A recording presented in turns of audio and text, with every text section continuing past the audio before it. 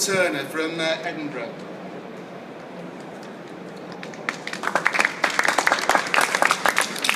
Bruce, thank you very much. I'm going to have just a few minutes to tell you a little bit about this project, which we began quite a long time ago, but from which we've all learned such an enormous amount.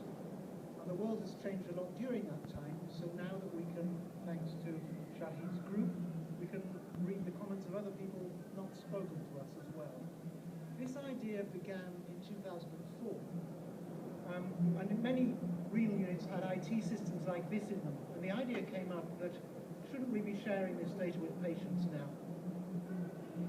We wanted to do it in a way which was very light touch, so it had to be easy to sustain in renal units, and it had to be easy for patients to use, so that it didn't need loads of training.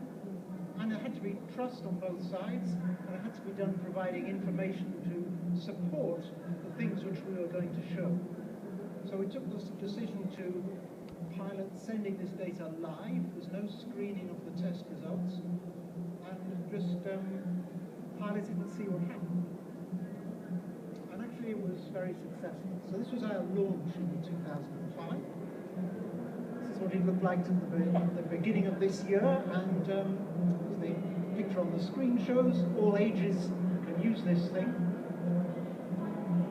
And it's taken off in geography and numbers as well, so that it's now available in 63 of the 73 adult units in the UK.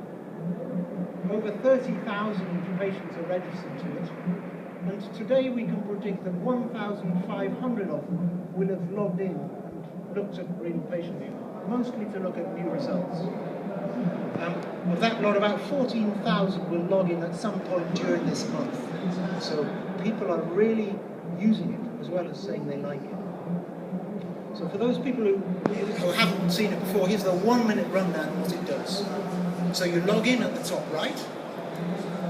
It shows who you are, where you come from, and low down here it shows a diagnosis, which is a coded diagnosis, so that we can use it to choose the right information links. And what treatment you're on, it has a similar code.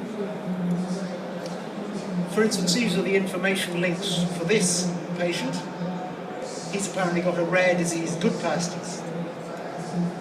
But mostly people are going in there to look at the things that change most often, which, particularly in kidney disease, are their test results. And here they are, and if you click on one of the column headings, a little thing will flash up that tells you what it means.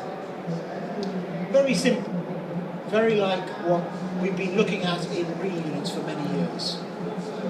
There are other things in there too, medicines, if the hospital is recording them. Many renal units have letters shown as well. Interesting, because this is the data that's getting more sensitive, more uncertain things in it. Well, of course, we want to know, is it making a difference and do patients value it? And the numbers suggest that they do, and certainly the users are really, really enthusiastic about it. 95% very valuable. They look at results most often. If they don't have them, they want more data. They get repeated requests for more things to be there, and to add letters if they don't have them. So these are some of the comments to researchers up on the screen. I think it's fantastic. It's been a lifeline for me. I feel really empowered because I understand my condition and I go to the consultation knowing what's going to happen, what the news is already. Thank you. I just couldn't manage without it anymore. And then comments on the web, so not directly to us. In the early weeks of my transplant, I lived for the results on this thing. It's amazing. I can show it to my GP. I'm ever so jealous that we don't have it. Even more impressive, I think, is the fact that when you ask staff in units that have had this thing installed for a while, they are at least as positive. They're really enthusiastic. I was cautious before, but very wrong. It's a revelation. The patients understand the disease better. They've had the news. The consultation goes to a new level where we talk about what to do next instead of the old news. And there's some very interesting subtle effects on data quality too. Well, we've not got time to go into some of the detailed research that we've been doing here, but I think you've heard a hint of why patients are using it.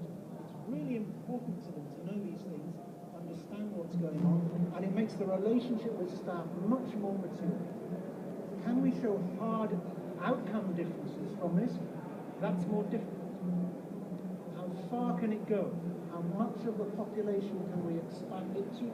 Can we go to other diseases? I think those are the real important questions for us to answer in the next little while. So just two things on my what next list. If we really want to transform the way that we're working with patients, we should be moving into the 21st century and not just showing information. We should be having an exchange of information electronically.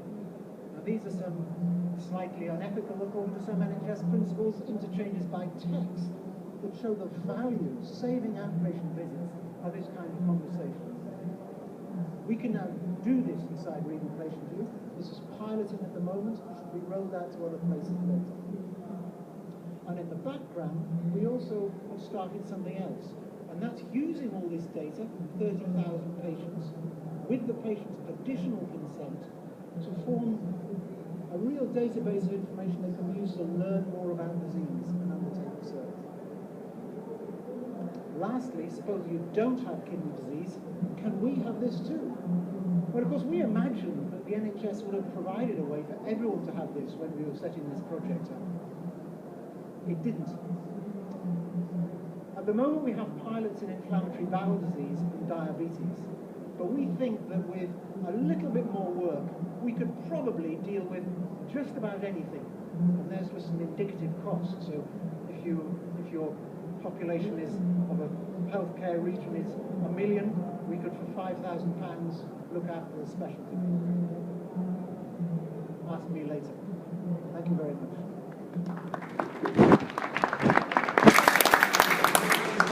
That's really great pitch there. A lot of strong evidence to build on there with renal patient view. We've just really got time for a couple of queries on this one from the Dragons. So again, I'll go to the panel first, and then if there's anybody in the audience who wants to raise a point, any particular points that want to go from the Dragon members of the Dragons panel?